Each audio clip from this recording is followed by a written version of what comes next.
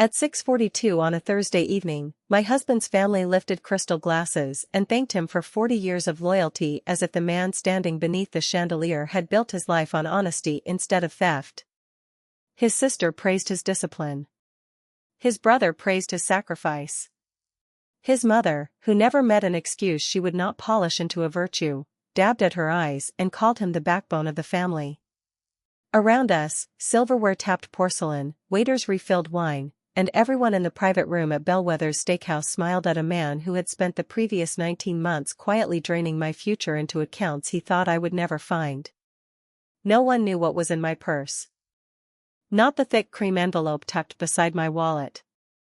Not the flash drive wrapped in a receipt from the florist downstairs. Not the second phone with 37 screenshots arranged in exact order. Not the hotel key card in a paper sleeve. Not the cashier's check made out for 3 nights under Daniel Ashford's full legal name. They thought I had come to celebrate his retirement. I had come to finish it. My name is Valerie Ashford. I was 47 years old that spring, and until 3 weeks before that dinner, I had spent most of my adult life believing composure could solve almost anything. I was not naive. I was not weak. I was simply efficient. I managed capital campaigns for a hospital foundation in St. Louis, raised 2 children who were now old enough to challenge me with adult opinions, and kept the kind of calendar that could tell you 6 months ahead which weekends belonged to work, family, laundry, and sleep. I believed in systems because systems kept chaos from spreading. My husband, Daniel, believed in charm because charm let him stand in the center of chaos and convince people it was weather. He was 63 that year, silver-haired, broad-shouldered, and practiced in the kind of easy confidence that made strangers trust him before he said anything meaningful. For 31 years he worked for Meridian Components, first in operations, then procurement, then executive oversight. Long flights. Vendor dinners. Golf weekends disguised as strategy meetings. There was always one more conference, one more audit, one more emergency. I accepted that because everyone around me accepted it too. Men like Daniel built careers by disappearing often and returning with stories polished smooth by repetition. If I noticed he laughed harder with other people than he laughed at home, I told myself fatigue explained it. If I noticed invoices arriving from cities he claimed not to have visited, I assumed reimbursement delays. If I noticed he had grown oddly protective of his phone after midnight, I blamed corporate confidentiality. You can call that denial if you want. I call it marriage in its most dangerous form, the kind built on habits so old they start impersonating proof. The retirement dinner had been his mother's idea. Eleanor Ashford loved public rituals almost as much as she loved pretending our family had never cracked anywhere important. She booked the private room 2 months in advance, selected ivory linens, argued with the restaurant about floral centerpieces, and personally called relatives who had ignored Daniel for years but suddenly wanted a free steak and sentimental photographs. She told everyone the dinner would celebrate legacy. The word stayed with me because legacy is what people mention when they want you to stop asking how the money was earned. 3 weeks before that dinner, I had been looking for our daughter Nora's old passport in the file cabinet beside Daniel's desk when I found a folder stamped confidential retirement options. That alone would not have bothered me. What bothered me was the second folder hidden beneath it, the one labeled vendor reconciliation. Daniel hated paperwork. He treated filing systems the way some people treated treadmills, as decorative items that suggested good intentions. Seeing 2 neat folders in his drawer felt like hearing a liar pronounce your middle name correctly. It meant preparation. The first folder was ordinary. Pension summaries. Deferred compensation estimates. Insurance elections. Perfectly normal. The second was not. Inside were copies of reimbursement approvals, transfer notices, vendor statements, and 2 signature pages that were supposed to be mine. At first I assumed they were forms I had forgotten signing. Marriage trains you to doubt your memory before you doubt the person sharing your bed. Then I saw the dates. One signature was supposedly completed while I was in Chicago with my mother after her knee replacement. Another was dated during a donor retreat where my phone barely had service and Daniel spent 2 days texting me complaints about airport food. The more I looked, the calmer I became. That frightened me more than panic would have. When I got truly calm, I stopped hoping I was wrong. I photographed every page, returned the folders exactly as I had found them, and drove to work with my heartbeat so steady it felt mechanical. Panic wastes time. Precision collects it. During lunch, I called Lydia Mercer, a forensic accountant I had met through a donor fraud case 4 years earlier. I did not tell her everything on the phone. I only said I had records that needed a second set of eyes. She asked one question. Do you trust the signatures? I answered with the first truth that mattered. Not anymore. That evening Daniel came home carrying takeout and complaining about a vice president who did not understand supply chain contracts. He kissed my forehead, loosened his tie, and asked whether Nora had sent photos from Boston. I stood in my own kitchen listening to a man discuss teriyaki noodles while forged approval sat hidden in the desk 20 feet away. Betrayal never arrives dressed like betrayal. Most nights it walks through the door looking tired and asking where you keep the soy sauce. 2 days later Lydia sat across from me in the back corner of a coffee shop near Forest Park, wearing navy slacks, no jewelry, and the expression of a woman who had made a career out of finding the lie inside a spreadsheet. She read in silence for almost 20 minutes. Then she stacked the papers neatly, slid 3 pages to the top, and said the sentence that changed everything. These are not sloppy mistakes, Valerie. Someone built a pattern. I looked past Lydia's shoulder at people ordering muffins and checking email, ordinary lives continuing while mine shifted beneath me 1 page at a time. I asked how bad it was. She tapped a series of transfers with 1 finger and explained what I was seeing in a voice so even it felt surgical. Several reimbursements had been routed through a dormant vendor account. Once they cleared, the amounts broke apart and moved again. They were small enough individually to avoid attention, but frequent enough to create a quiet river of money. In her opinion, Daniel had not been making clerical errors. He had been building an exit. I asked whether the company might know. Maybe not yet, she said. People miss what arrives dressed as routine. That line stayed with me. By the end of lunch, Lydia had given me a list. Pull the last 18 months of joint statements. Check whether Daniel had any stored access to my digital signature. Confirm whether retirement elections required spousal consent. Search for repeated vendor names, rental payments, travel patterns, and secondary banking activity. Her list was practical, almost cold. I loved her for it. Sympathy is useful for grief. Evidence is useful for survival. I left the coffee shop with copies in my tote and a strange new awareness that every ordinary object around me might now contain a lie. The traffic light outside. The grocery list in my purse. The folded dry cleaning receipt in Daniel's blazer pocket. When trust breaks, the world does not become dramatic. It becomes detailed. That night I waited until Daniel fell asleep before opening his study again. I copied every document in both folders, checked the printer tray, erased the scan history, and searched the lower drawer he never locked because he assumed charm counted as security. Inside I found a hard drive, 3 blank notepads, and a slim accordion file containing retirement forms from Meridian.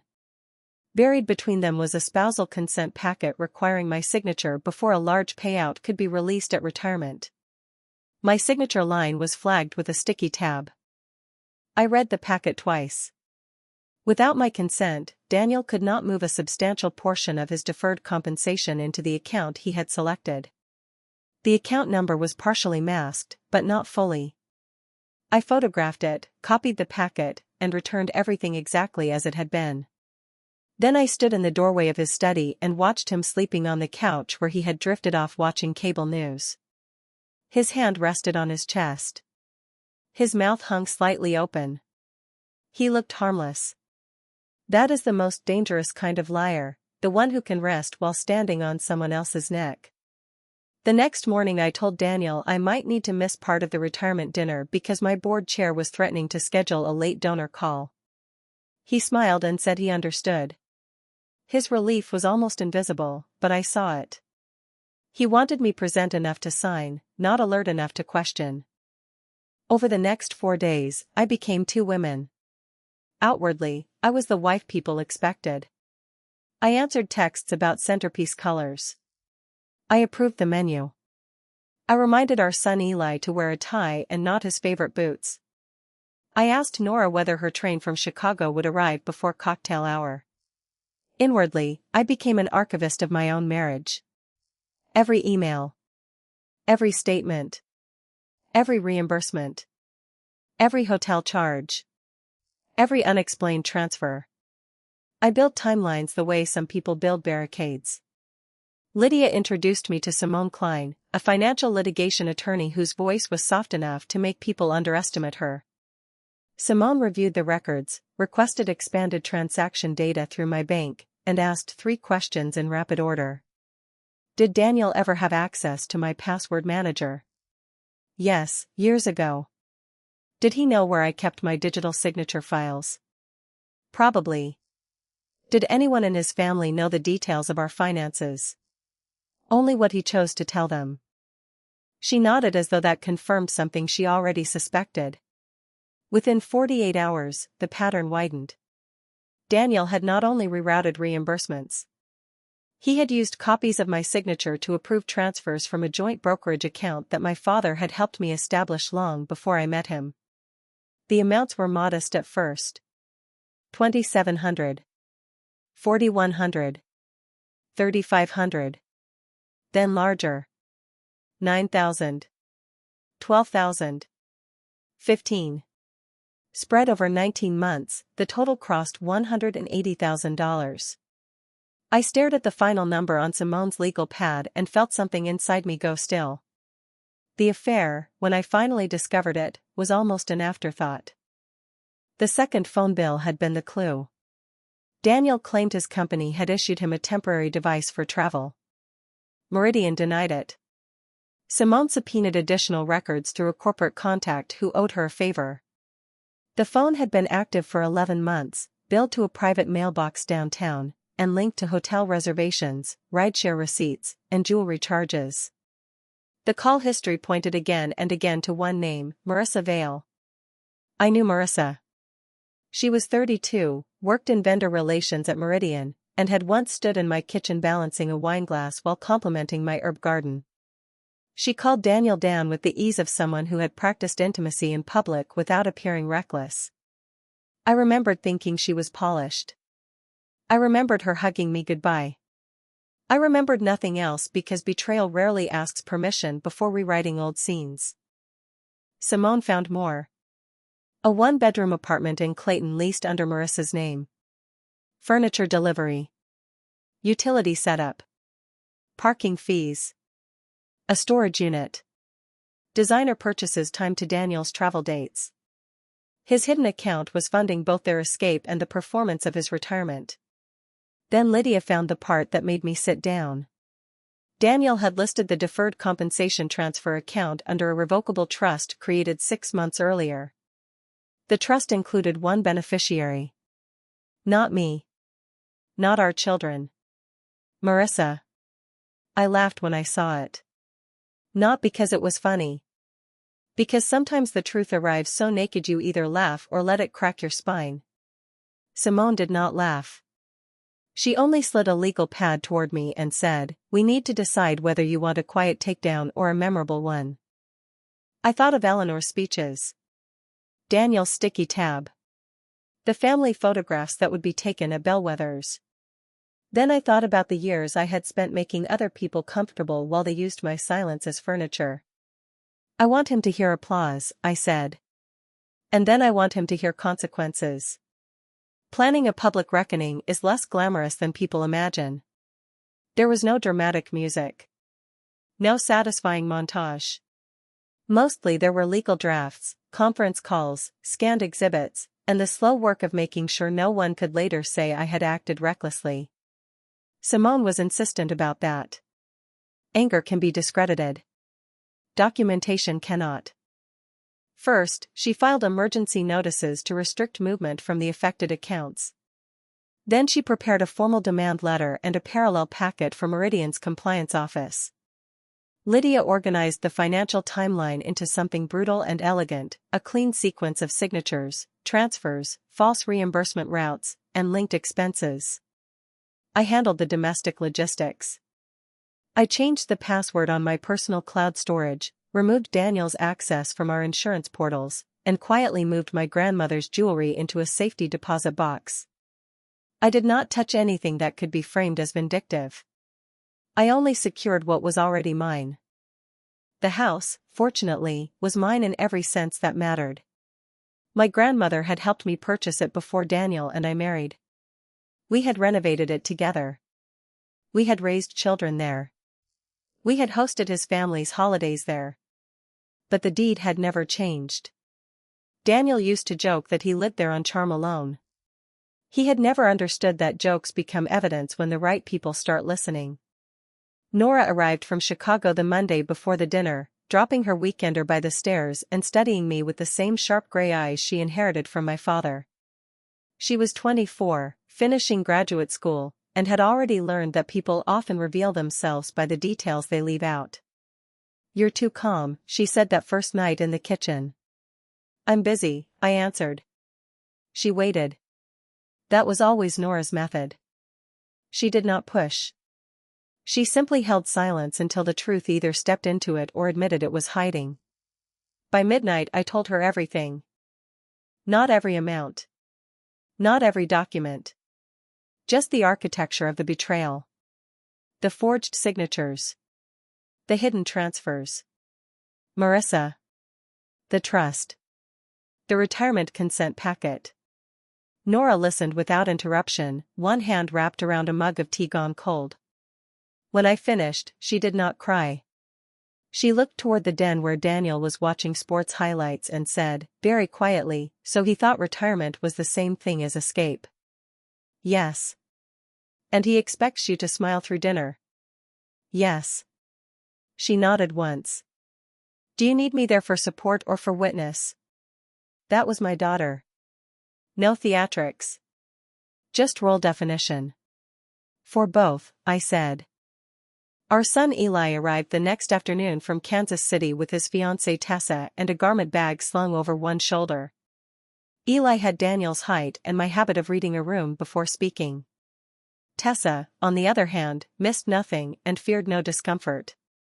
She embraced me in the hallway, took one look at my face, and later cornered Nora long enough to learn there was something none of them had been told. By evening, both kids knew enough to understand the dinner was no longer a celebration for me. It was a deadline. Eli took the news differently than Nora had. He asked whether Daniel had touched money meant for the family. He asked whether Marissa knew Daniel was married. He asked whether there was criminal exposure. Then he stood in the backyard with me while I watered the hydrangeas and said the sentence I had not known I needed from him. "You do not owe him a soft landing, Mom." Children, even grown ones, can become mirrors. In that moment I saw how much of my life I had spent cushioning consequences for a man who believed consequences were for other people. On Wednesday morning, Meridian's compliance director called Simone and requested an in-person meeting before the retirement dinner. Daniel, apparently, had timed certain final transfer paperwork to coincide with his exit package. The company had not yet completed disbursement because the spousal consent page was missing. My missing signature was the only thing delaying his clean departure. Simone smiled when she told me. "Your husband built his own tripwire," she said. We met compliance that afternoon in a discreet conference room above a downtown law office. The director, a careful man named Howard Bell, reviewed Lydia's timeline twice and asked the kind of questions that separate outrage from liability. Could I verify I had not signed the transfer forms? Yes. Had Daniel ever been authorized to use my digital signature in this context? No. Was I willing to provide a sworn statement and supporting records? Yes. Howard then said something almost apologetic. "Mrs. Ashford, if this package is accurate, the retirement disbursement will be frozen immediately." I felt no thrill.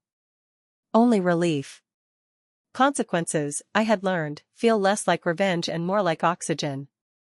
Simone recommended we avoid confronting Daniel before the dinner.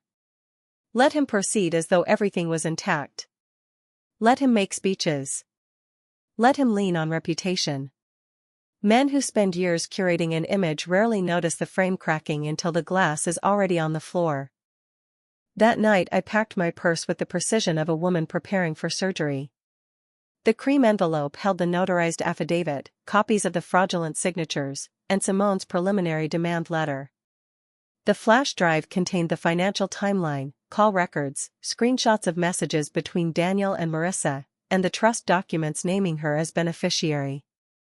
The second phone held backups of everything plus a recording Nora had captured 3 nights earlier when Daniel, half asleep in the den, answered a late call from Marissa and whispered, "Just get through Thursday. She'll sign, and then we're done hiding." He had not known the speaker volume was on. The hotel key card came from the Airport West Executive Suites near the interstate, clean enough to avoid pity, anonymous enough to deny symbolism. The cashier's check covered 3 nights, incidentals excluded. I had no intention of paying for his minibar. When Eleanor called Thursday afternoon to remind me to wear the sapphire earrings Daniel had given me on our 25th anniversary, I thanked her and said I might carry a larger purse because I needed my reading glasses for the speeches. She laughed and told me I always came prepared. She was right. At 5:15 I stood in our bathroom fastening pearl buttons on a black silk dress and looking at my wedding ring beneath the vanity lights. I had worn that ring through pregnancies, funerals, promotions, mortgage renewals, and arguments we both pretended to forget. I slid it off, placed it in the back pocket of my purse, and closed the clasp. Some marriages end with a scream. Mine ended with storage. Bellwethers had been decorated for false memory. The private room glowed with amber sconces, polished wood, white roses, and framed photographs from Daniel's career arranged on a side table like museum evidence curated by the guilty. In one picture he was shaking hands with a governor. In another he stood beside a factory floor expansion, smiling like progress had a face and it happened to be his. Eleanor had added family photos too, because she believed chronology could excuse character if arranged attractively enough. Guests arrived in waves. Daniel's brother Mark with his second wife and a booming laugh that always sounded borrowed. His sister Celia wearing emerald silk and the expression of a woman who had spent years confusing loyalty with denial. 2 cousins from Springfield. 3 retired coworkers. Howard Bell from Meridian, invited at the last minute under the label of special corporate guest, which made Daniel beam because vanity often interprets danger as recognition.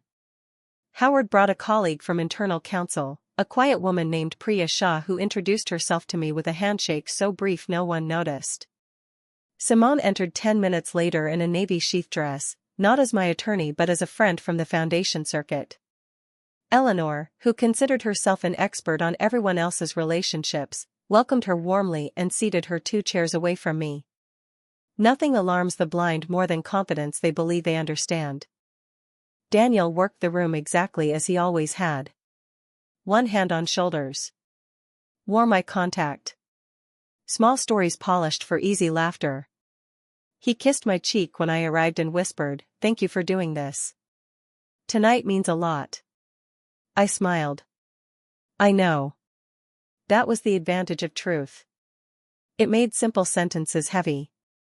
Nora arrived just after 6, wearing a charcoal dress and the same steady expression she used before oral exams and impossible deadlines. Eli and Tessa came behind her. Tessa hugged me hard enough to count as solidarity and light enough not to attract attention. Mark's wife commented on how lovely it was to have the whole family together. I nearly admired the timing. The cocktail hour dragged beautifully.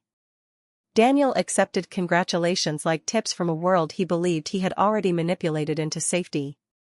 He clinked glasses with Howard Bell and told a story about surviving a brutal winter audit in Omaha. Howard smiled politely. Priya Shah smiled not at all. Simone spent 15 minutes discussing donor fatigue with Celia and another 10 asking Eleanor about the restaurant renovation. Watching Simone work a room was like watching a locksmith admire doors. At 6:41, a waiter invited everyone to take their seats.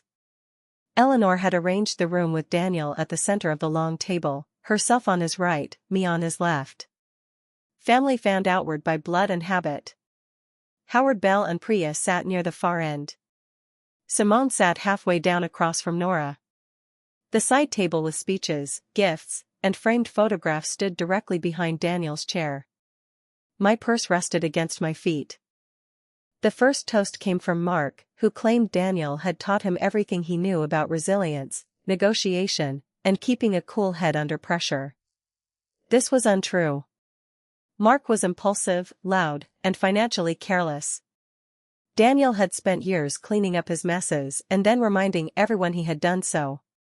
But people love heroes who create the fire they later pretend to fight. Mark raised his glass. Everyone followed. Then Celia spoke. She called Daniel the family's anchor. She praised the way he always provided and always showed up. I wondered whether those phrases had ever touched the same reality I inhabited. Across the table, Nora stared into her water like she was memorizing the shape of restraint. Dinner arrived in courses. Crab cakes. Filet. Potatoes too beautiful to trust. Conversation rose and fell around me like bad weather. Celia wanted to know whether Daniel and I would finally travel now that he was retiring. Mark joked about golf. Eleanor mentioned Naples twice, then corrected herself and said maybe Arizona. Daniel squeezed my hand beneath the table during dessert and told everyone I had been the real engine behind his success. It was expertly done. Praise as camouflage. Affection as misdirection. He even sounded sincere. That was the part people misunderstand about liars. The good ones believe their own lines while speaking them. It is not the absence of feeling that makes them dangerous. It is their ability to use feeling as a disguise. When coffee was served, Eleanor stood and tapped her spoon against a glass. The room quieted. She thanked everyone for coming.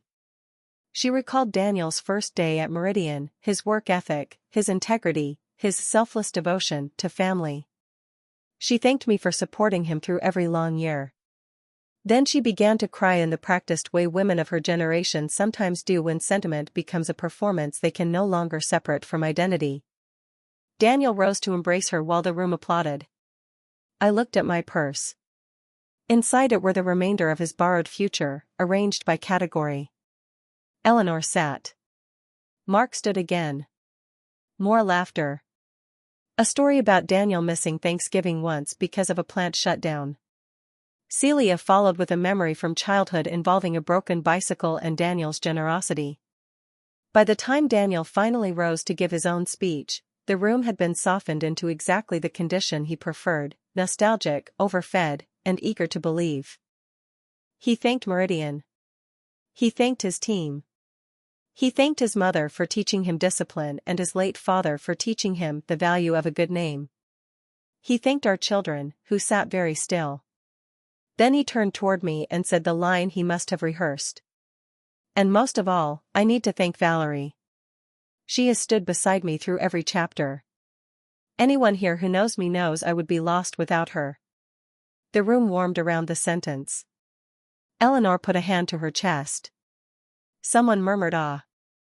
Daniel reached for my fingers as though public tenderness could rewrite private theft.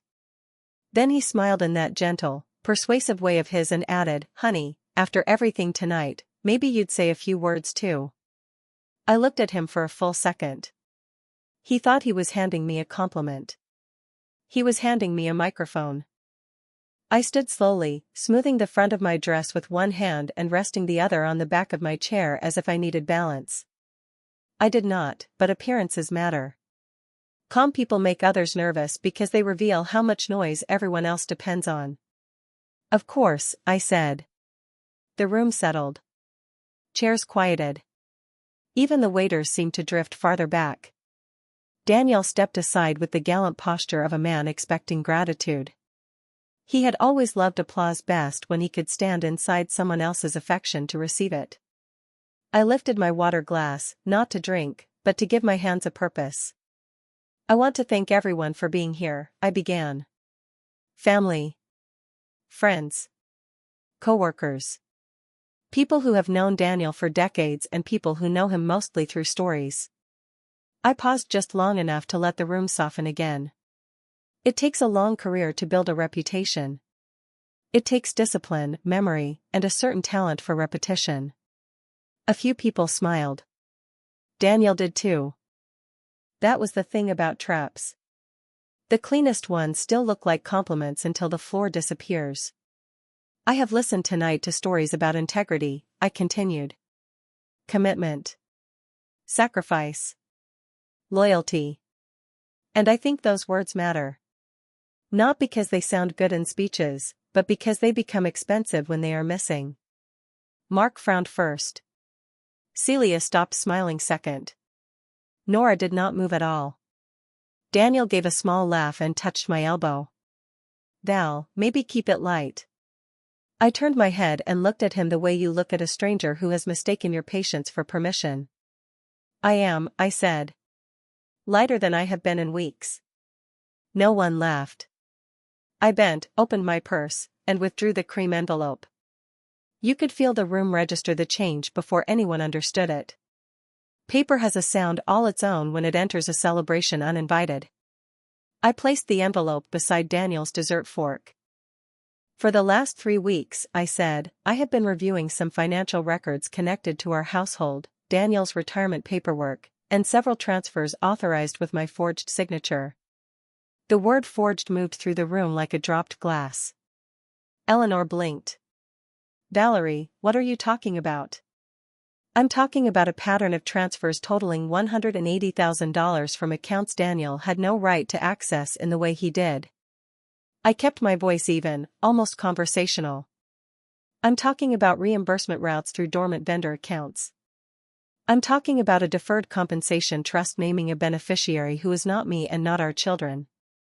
And I'm talking about the fact that Meridian's compliance office has already received the supporting documents. Daniel's face changed in stages. Surprise. Calculation. Anger.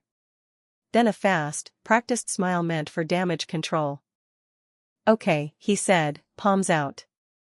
This is clearly a misunderstanding, and this is not the place. It is exactly the place, I said. Because you chose this place. You chose the audience. You chose the speeches about integrity. You chose the timing because you expected me to sign the missing consent page tonight after dessert. His eyes snapped toward me, then toward Howard Bell. That was when he saw Howard was no longer smiling. The room had gone completely silent. Even Eleanor's breathing sounded theatrical now. Mark looked from me to Daniel as if waiting for one of us to explain which version of reality should be easiest to believe. Celia's hands had gone flat against the tablecloth. Tessa was watching Daniel with visible contempt. Eli sat upright, jaw tight, saying nothing because some disgust grows more powerful when it remains still. Daniel tried again, this time using his executive voice. Valerie, if you found paperwork you didn't understand, we could have discussed it privately. We did not discuss it privately, I said, because private is where you thought it would stay. I removed the flash drive from my purse and set it beside the envelope. This contains the financial timeline, the trust documents, the secondary phone records, the apartment lease in Clayton, and the messages between you and Marissa Vale discussing what would happen once I signed your retirement release. Eleanor made a sound halfway between a gasp and a protest.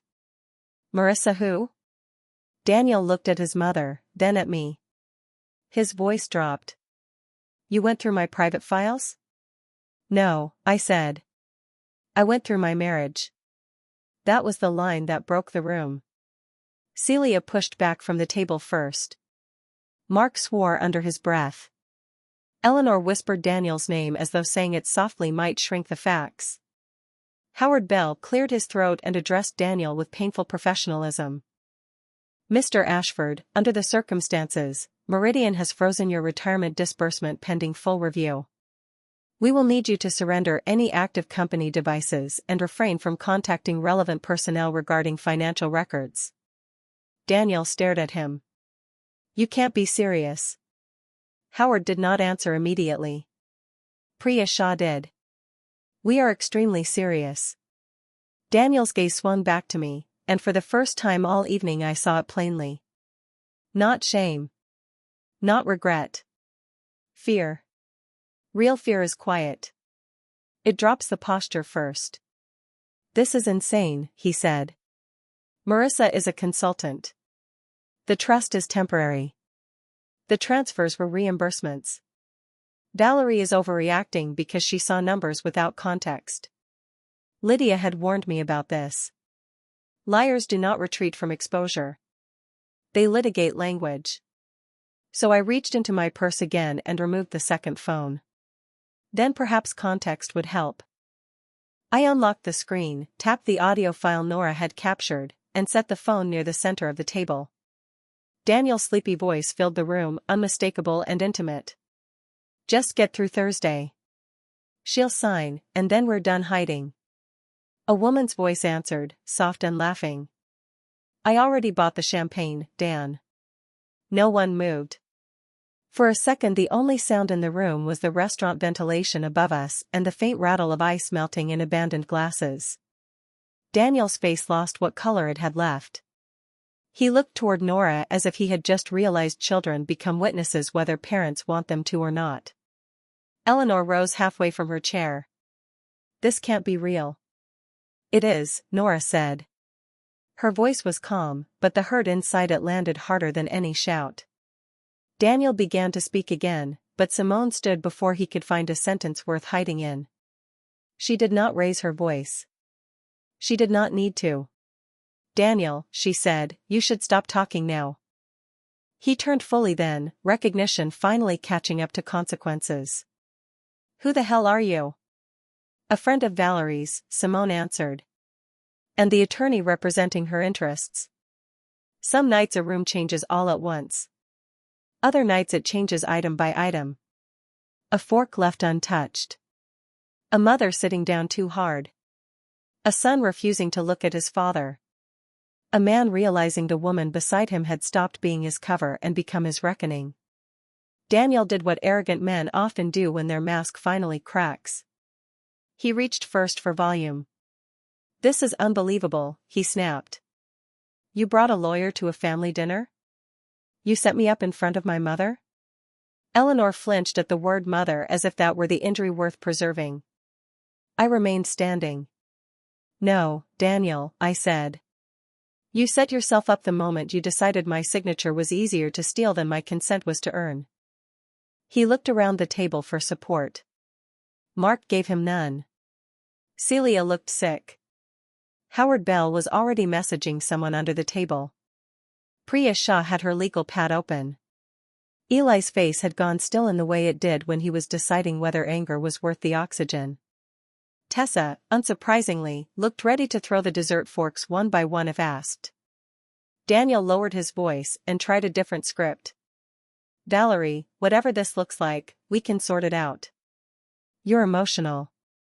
We both know how complicated retirement planning gets. There are moments when pity briefly wanders into the room and asks if you might still be weak enough to host it.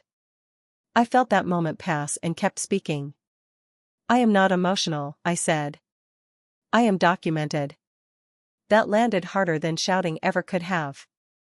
Eleanor turned toward me, face pale, one hand pressed to the pearls at her throat. Valerie, please.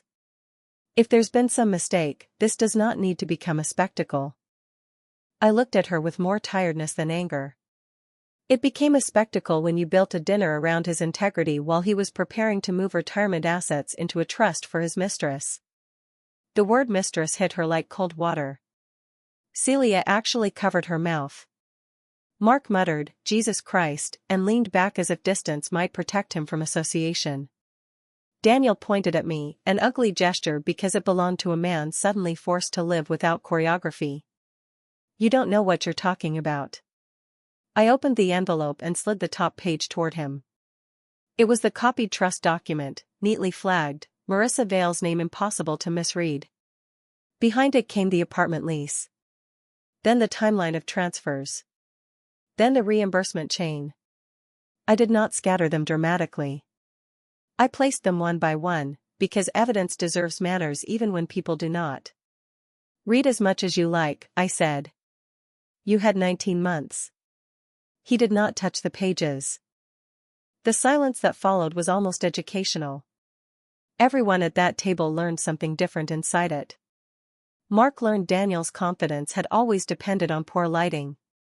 Celia learned loyalty without standards is only cowardice in formal clothes. Eleanor learned that her son's good name had been a family myth with excellent table settings. My children learned that dignity can look like stillness until the exact second it becomes motion. Howard Bell finally stood. Mr. Ashford, I need your company phone and badge before you leave tonight. Daniel laughed once, sharp and empty. You think you can humiliate me like this, and I'll just hand over everything? Priya answered. This is not humiliation. This is procedure. It was one of the few mercies of the evening. Consequences do not care whether a man feels embarrassed by them. Daniel turned back toward me, desperate now, which made him dangerous in a smaller, uglier way. You've been waiting for this, he said. You always wanted control. Every account. Every schedule. Every decision. You think because you pay attention to numbers you get to decide what everyone owes. No, I said. I think people owe the truth when they build their lives on someone else's trust. Then I reached into my purse one last time. The paper sleeve made a faint sound against the silk lining as I pulled out the hotel key card and the cashier's check. For the first time all evening, curiosity overrode shock. Even Daniel stopped talking. I placed both items neatly on top of the trust documents. I know you won't be coming back to the house tonight, I said. Or tomorrow. The locks were changed this afternoon. The security codes were updated. Your garage remote no longer works. I booked you 3 nights at Airport West Executive Suites so you can think very carefully about what story you want to tell after this one stops working. Tessa inhaled so sharply I thought she might laugh. Nora closed her eyes for half a second, not in distress but in relief. Eli looked at the key card, then at me, and some of the tension left his shoulders. Daniel stared at the hotel sleeve as if it were a language he had never bothered to learn. You changed the locks. Yes. You had no right. The deed says otherwise. That was the moment Mark looked up, confused. What deed? I answered without looking away from Daniel. The house was mine before our marriage. It remains mine now. The family reactions came like weather fronts colliding. Mark swore again. Celia whispered, You told us it was joint. Eleanor sat frozen, all performance stripped away, because even she could no longer tell herself this was merely marital unpleasantness. Daniel's face hardened into something old and resentful. So that's it, he said. You've planned every detail. Only the ones you left lying around. He shoved his chair back. For one instant I thought he might knock the table or sweep the papers aside in some final gesture of masculine ruin. Instead, he stood there breathing too hard, trapped between wanting to dominate the room and realizing it no longer belonged to him. Men like Daniel survive by controlling the story. Remove the audience, and they are left with only themselves, which is usually the part they spent years trying to avoid. Eleanor finally found her voice. Daniel, she said, trembling now, is any of this false? He did not answer. That was answer enough. Mark stood, grabbed his jacket, and walked to the bar without a word. Celia began crying softly, not for me, not even for Daniel, but for the collapse of the family fiction she had spent years defending. Priya gathered the documents Howard needed. Simone stepped beside me, quiet and solid as steel inside velvet. Daniel looked at our children then. Nora. Eli. Say something. Eli did. You used Mom like an account you thought wouldn't audit. The sentence hung in the room with brutal precision. I could have kissed my son for it. Nora rose more slowly. Her eyes were bright, but her voice did not shake. You didn't just lie, she said. You planned for us to applaud while you did it. There are truths no cross-examination can improve. That was one of them. Daniel reached for the hotel key. He took the cashier's check too, almost reflexively. Pride is stubborn, but convenience often beats it by midnight. He pocketed both without thanking me. I had not expected gratitude. Only movement. When he finally walked out of Bellwether's, he did so without applause. Just the sound of a door closing behind a man who had mistaken ceremony for protection. The strangest part of public collapse is what comes after the noise leaves. No one at the table knew what shape to take once Daniel was gone. The room looked exactly the same. White roses. Coffee cups. Half-eaten desserts. Framed photographs still smiling from the side table. But the atmosphere had changed so completely it felt like someone had opened a window in winter. Eleanor sat staring at the documents as if enough silence might force them back into paper instead of truth. Celia had stopped crying and started reading, which I respected more. Mark returned from the bar with a glass he did not seem to remember ordering.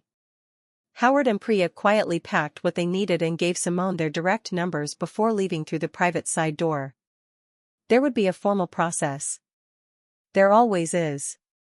But the first verdict had already been delivered by the room itself. I sat down because my legs finally remembered they had been holding me upright for more than an hour. Tessa slid my untouched coffee toward me. "Drink," she murmured. I did. It tasted like relief and over-roasted beans. Eleanor turned to me at last. "How long have you known?" 3 weeks. "And you brought us all here anyway." "No," I said. "You brought everyone here. I just declined to protect him inside your version of the evening." That hurt her. I meant it to. Not because I wanted cruelty, but because Eleanor had spent 3 decades treating Daniel's image like a family heirloom everyone else was required to polish. She had defended his absences, excused his temper, laughed off his condescension, and praised my patience as if patience were a wife's natural habitat. Some women weaponize softness so elegantly no one calls it violence. Celia closed the trust documents and looked at her mother. "He lied to all of us." Mark took a long swallow of scotch and said, "He lied best to the people who wanted it."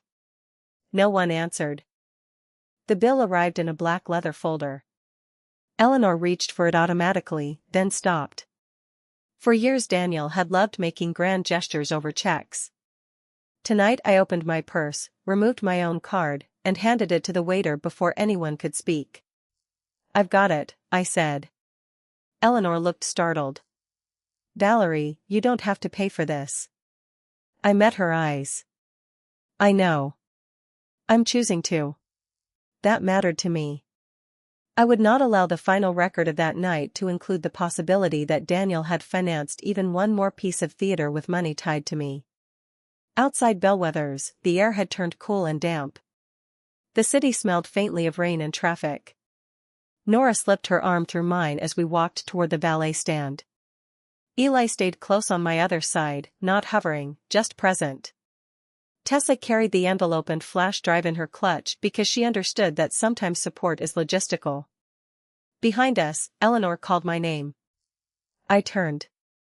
She stood on the curb without her coat, pearls bright against the dark. For a moment she looked much older than she had at dinner, not because time had caught her all at once, but because denial had finally put down its makeup bag. "I didn't know," she said. The sentence floated between us with more need than certainty. "I believe that," I answered. That was the truth, or close enough to it. I did not think Eleanor knew the details. I thought she knew the appetite. There is a difference. "Will you tell me what happens next?" "Yes," I said. "Through Simone." Her face tightened, but she nodded. Boundaries offend people most when they are no longer in charge of crossing them. At home I walked through the front door and felt the silence of the house meet me like clean water. No television. No footsteps upstairs.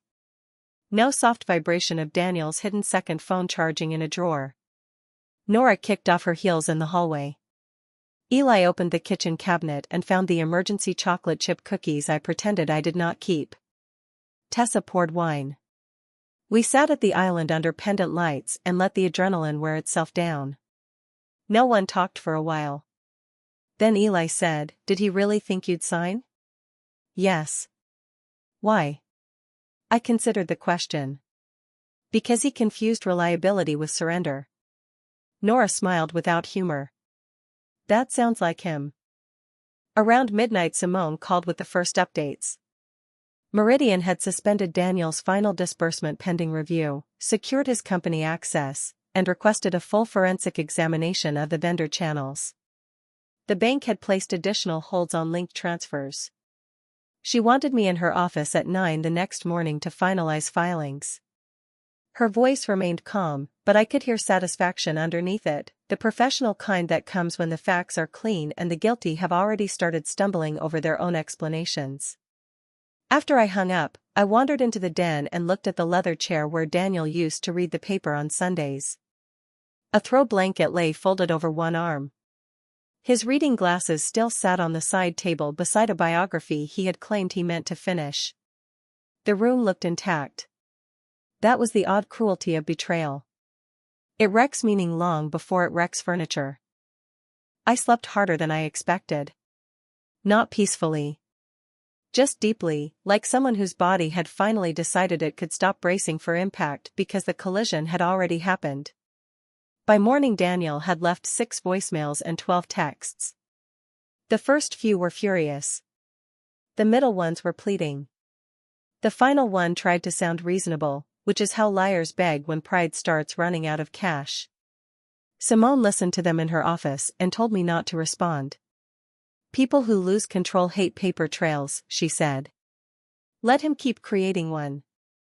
The next 2 weeks became a procession of signatures, statements, and revelations. Daniel's temporary reimbursement adjustments unraveled into a wider scheme involving padded vendor invoices and personal diversions disguised as hospitality expenses.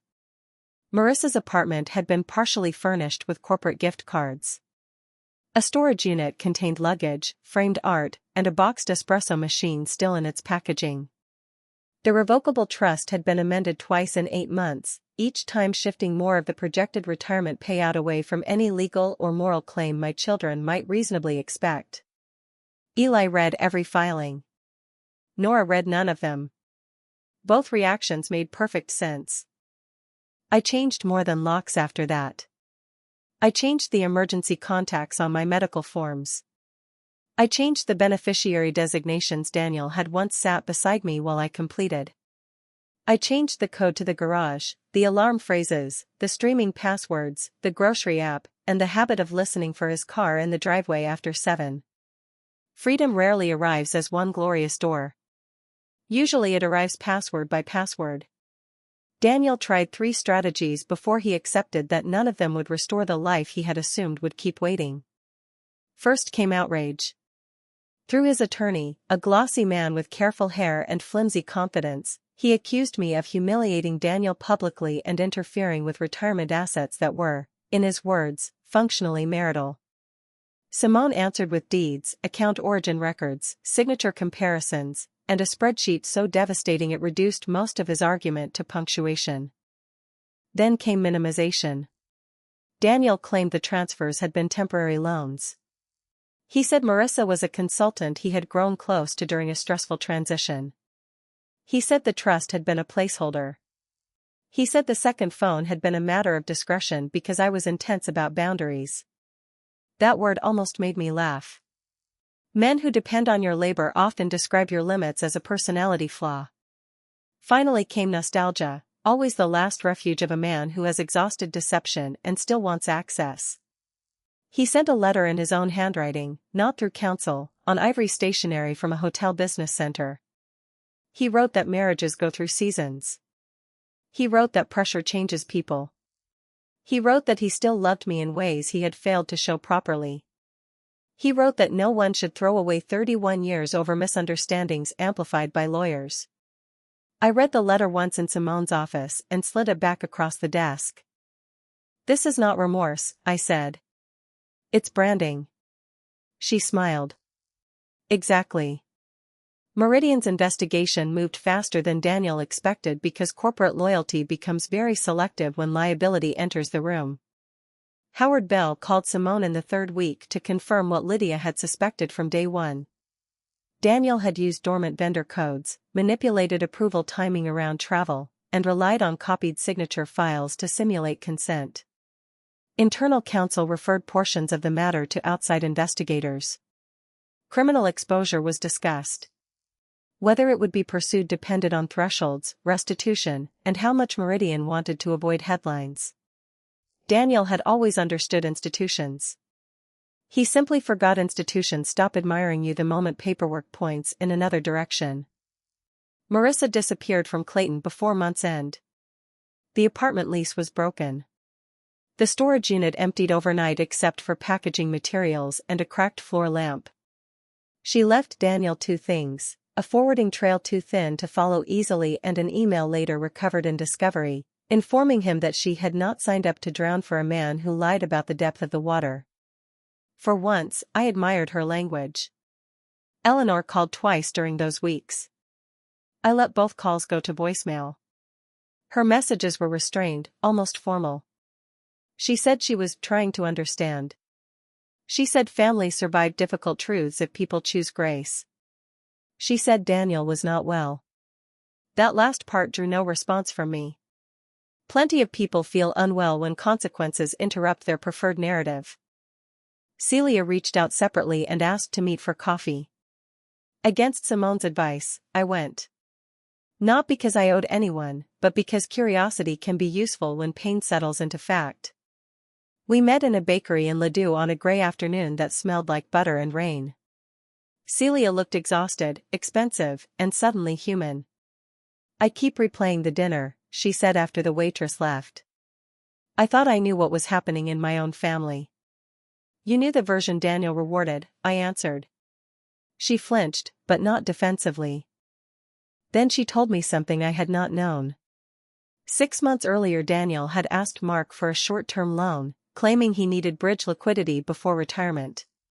Mark refused because, for all his flaws, he recognized desperation when he heard it.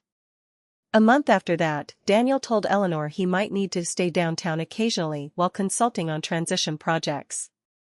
Eleanor, apparently, believed him because believing him required no rearrangement of identity. Celia shook her head and stared into her coffee. We were all easier to fool because he never asked us for the whole lie at once. That was true. Most large betrayals are paid in installments. By early summer the divorce filings were no longer abstract. Temporary orders granted exclusive use of the house to me. Daniel's access to remaining joint funds was restricted pending allocation and reimbursement. Simone's team estimated the recoverable amount might not include every dollar, but enough had been frozen to prevent him from cashing out what mattered most. The deferred compensation remained suspended. Meridian terminated his consulting extension. His retirement announcement on the company website quietly disappeared. Reputation, I learned, vanishes much faster online than it takes to build in person. The children adapted in different directions. Nora became protective in a way that looked sarcastic from the outside and deeply tender from within.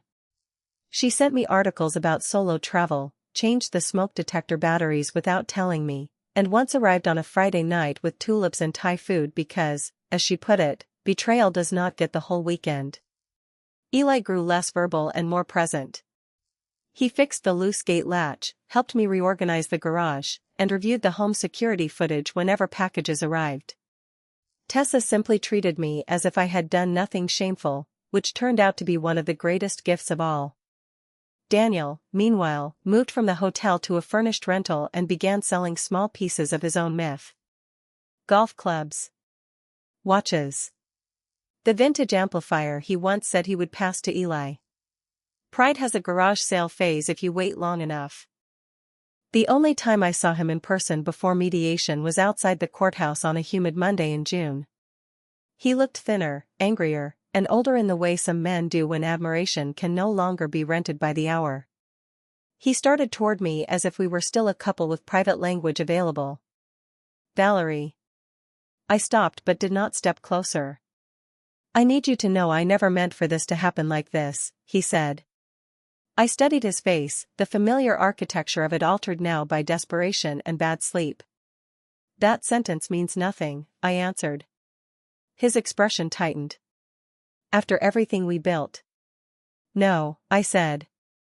"After everything I maintained while you siphoned pieces out of it." He looked away first.